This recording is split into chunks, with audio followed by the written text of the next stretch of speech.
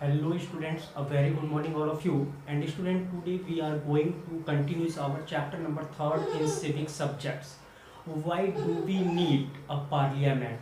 In this chapter today we are going to taking a new topic, and this is the last topic of the chapter. After that we finish the chapter number 3 in civic subject. So today let's to start the new topic from the chapter number 3. Who are the people in parliament? Students, do you know that Supreme Law Making Institute is also known as a parliament? हमने इसमें देखा था कि parliament is the supreme institute of law making institute. That's clear. Parliament now has more and more people from different backgrounds. कहने का मतलब कि हमारे पास जो लोग पार्लियामेंट में हैं वो आखिर है कौन लोग. हमको ये भी पता होना चाहिए कि पार्लियामेंट में कौन कौन लोग जानते हैं. As we know that every 5 years, after 5 years a Lok Sabha election is also known as a general election. 5 साल के बाद लोकसभा का चुनाव होता है, ये सबको पता है. और वो मेंबर्स जीतने के बाद कहाँ तक जाते हैं? पार्लियामेंट में जाते हैं. तो जैसे यहाँ पे लिखा हुआ है कि parliament now has more and more people from different background. कि आज की डेट में अगर हम बात करते हैं तो पार्लियामेंट में जो लोग हैं वो अलग अलग बैकग्राउंड के वहाँ तक पहुँचते हैं. अब वो बैकग्राउंड क्या क्या होता है? क्यों? क्योंकि as you know that India is a very big democracy country of the world. और डेमोक्रेसी कंट्री में क्या होता है कि यहाँ पे डिफरेंट टाइप्स डिफरेंट बैकग्राउंड के लोग पार्लियामेंट तक पहुँचते हैं. क्यों? क्योंकि they were elected by the people of India. हम और आप मिलकर उनको इलेक्ट करते हैं, चुनते हैं. हमको डेमोक्रेसी में ये बिल्कुल नहीं मतलब होता है कि कौन एससी का है, कौन एसटी का है, कौन अदर बैकवर्ड कास्ट का है, कौन जनरल का है, कौन आदिवासी है.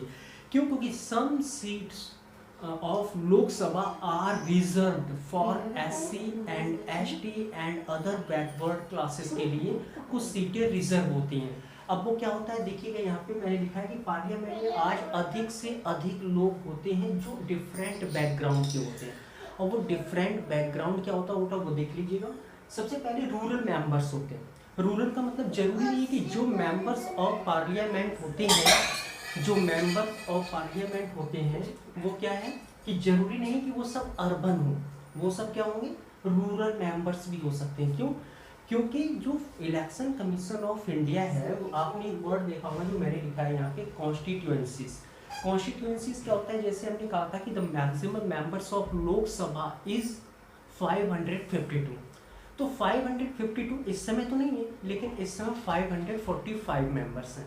उसमें भी मैंने आपसे कहा था कि 530 जो मेंबर्स होते हैं वो स्टेट से होते हैं, 13 मेंबर्स जो होते हैं वो यूनियन टेरिटरी से होते हैं, तो 543 हो गया. और 2 members are nominated by the president of India in Lok Sabha. लेकिन 2020 से एंग्लो इंडियन की जो पोस्ट है वो बिल्कुल फिनिश कर दी गई. तो आज ये जो कॉन्स्टिट्यूएंसीज होता है कि election commission of India divided 545 constituencies of the country. क्या होता है कि जब इलेक्शन होता है तो हम जितने मेंबर्स वहाँ पहुँचने होते हैं जीतने के बाद, उतनी ही सीटें जिसको हम कहते हैं कॉन्स्टिट्यूएंसीज उसमें डिवाइड कर लिए जाते हैं. जैसे मान लीजिएगा बरेली लोकसभा है, बरेली के बाद हमारा पड़ोस में क्या है? आंवला लोकसभा है. तो ये सब कॉन्स्टिट्यूएंसीज कहा जाता है. तो यहाँ से क्या होता है कि कहीं कहीं कॉन्स्टिट्यूएंसी सीट कुछ रिजर्व कर दिए जाते हैं. और वो रिजर्व जो सीटें होती हैं वो या एससी के लिए हो, शेड्यूल कास्ट, एसटी के लिए हो, शेड्यूल ट्राइब्स हो, या मान लीजिएगा ओबीसी के लिए हो, अदर बैकवर्ड क्लास के लिए हो. तो ये सभी मेंबर्स चाहे वो एससी के हो, एसटी के हो, ओबीसी के हो, जनरल के हो, दलित हो, आदिवासी हो, इन सब के लिए वहाँ पे क्या है कुछ सीटें रिजर्व होती हैं. और जो लोग जनता के द्वारा चुने जाते हैं वही सब कहाँ पहुँचते हैं? यहाँ पे लिखा हुआ है कि who are the people in parliament. यही लोग इंडिया की पीपल से, इंडिया के सिटीजन से वोट लेकर कहाँ तक पहुँचते हैं? पार्लियामेंट तक पहुँचते हैं. तो देखिएगा मैंने लिखा था रूरल मेंबर्स. भाई जब कॉन्स्टिट्यूएंसीज बनेगी तो भाई अर्बन में भी बनेगी और रूरल में भी बनेगी. तो जो रूरल का एरिया होगा, जैसे आंवला लोकसभा है या बरेली लोकसभा है, तो बरेली लोकसभा में अर्बन वाला हिस्सा भी है और कुछ गांव भी आते होंगे इसमें। ऐसे आंवला लोकसभा है, कुछ अर्बन एरियाज के भी हिस्से होंगे उसमें, कुछ रूरल एरियाज के भी होंगे। तो इतनी जगह से एक रिप्रेजेंटेटिव्स क्या करता है, पार्लियामेंट तक पहुंचता है as a representatives of the people.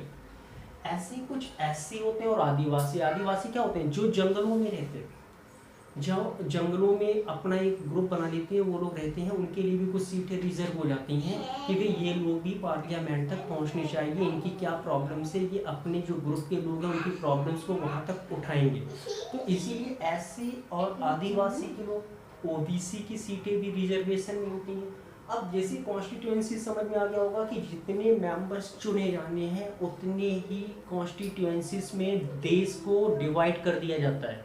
जैसे सपोज दैट 543 मेंबर्स चुने जाने हैं ऑल ओवर इंडिया से, तो पूरे देश को कितने कॉन्स्टिट्यूएंसीज में बांटा जाएगा, 543। जितनी सीटें पार्लियामेंट में होंगी उतने ही कॉन्स्टिट्यूएंसीज को इंडिया में डिवाइड किया जाएगा और हर एक कॉन्स्टिट्यूएंसी से एक मेंबर्स इलेक्ट होकर पार्लियामेंट तक पहुंचेगा।